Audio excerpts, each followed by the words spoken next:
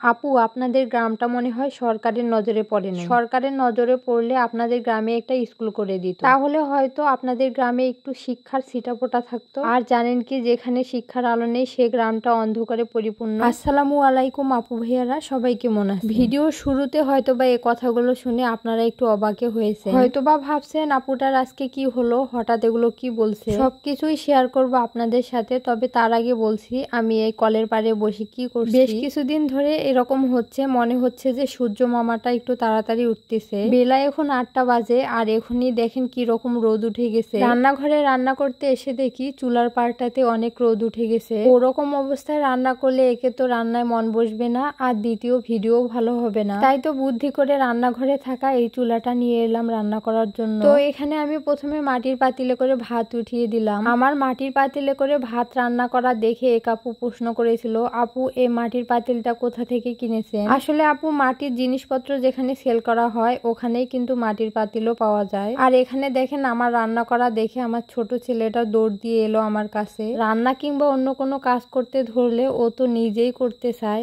আর এই তো এইদিকে আমি গাছ থেকে পেঁপে ছিঁড়তে এলাম। এই তো 3-4 মাস আগে আপনাদের ভাইয়া এই পেঁপে গাছগুলো লাগিয়েছিল, আর আলহামদুলিল্লাহ অনেক ভালোই কিন্তু পেঁপে ধরেছে। এর আগেও কিন্তু গাছ থেকে পেঁপে ছিঁড়ে রান্না করে খাওয়া হয়েছে। আবার এই তো আজকেও পেঁপে রান্না করব।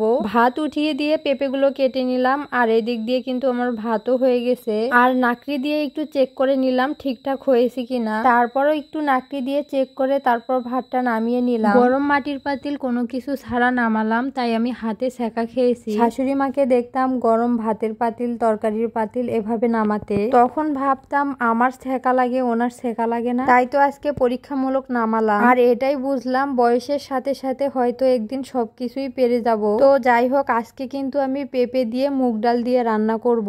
কড়াইয়ে রান্না করলে সময় লেগে যাবে, তাই প্রেসারেই উঠিয়ে দিব। সকালবেলা দেখা যায় ভর্তা, ভাত, ভাজি এগুলোই করা হয়, কিন্তু ডালটা হলে বড় ছেলেটা একটু ভালোই ভাত খায়, তাই আজকে সাথে ডালটাও রান্না করব।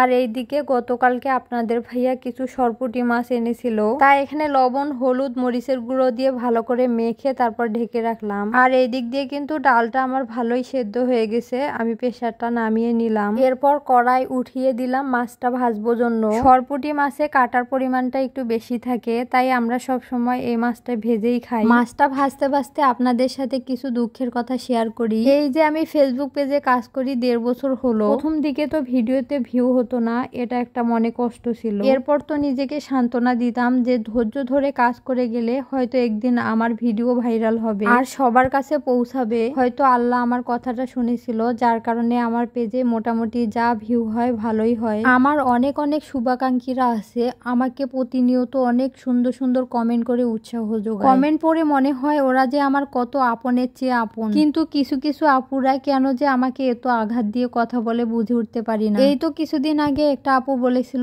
আমি গরিব, আমি ফকিন্নি, আরো অনেক। যাই হোক, মনে কষ্ট লেগেছিল, তারপরও নিজেকে বুঝিয়ে নিয়েছি। আরো কিছু কিছু কমেন্ট আসে, দেখেও না দেখার ভান করে থাকি। কিন্তু এই তো কিছুদিন আগের একটা ভিডিওতে এক আপু কমেন্ট করেছে, আপনাদের এলাকা কি সরকারের নজরে পড়ে নাই? পড়লে হয়তো বা একটা স্কুল করে দিত, তাহলে হয়তো আপনাদের গ্রামে একটু শিক্ষার ছিটাফোঁটা থাকতো। আচ্ছা আপু, আপনাকে একটা প্রশ্ন করি, আপনি কতটুকু জানেন আমাদের গ্রাম নিয়ে? আমি তো সাধারণ কিছু রান্না বান্নার ভিডিও আপনাদের সাথে তুলে ধরি, নাচানাচির ভিডিও করি না জন্য কি আমরা শিক্ষিত নই? কতটুকু জানেন আমাদের সম্পর্কে আপনি? না জেনে কি আমাদের সম্পর্কে এ ধরনের কমেন্ট করা আপনার ঠিক হয়েছে? সরকারের নজরে তো আমাদের গ্রামটা পড়ে নেই, আপনার নজরে তো পড়ছে, আপনি একটা স্কুল করে দিয়ে যান। আমি যেরকম সাধারণ ভাবে চলি আমি ঠিক ওভাবে ভিডিও উপস্থাপন করার চেষ্টা করি। আমার ভিডিওতে হয়তো বা আধুনিকতার ছোঁয়া নেই, কিন্তু আমার এই সাধারণ গ্রামের রান্না বান্নার ভিডিওগুলো হাজার হাজার মানুষ পছন্দ করে, সেটা কি জানেন? যাই হোক, এরপরে কারো ভিডিওতে এরকম কমেন্ট করতে আসলে 10 বার ভাববেন। কথা বলতে বলতে এদিকে কিন্তু আমার রান্না হয়ে গেছে,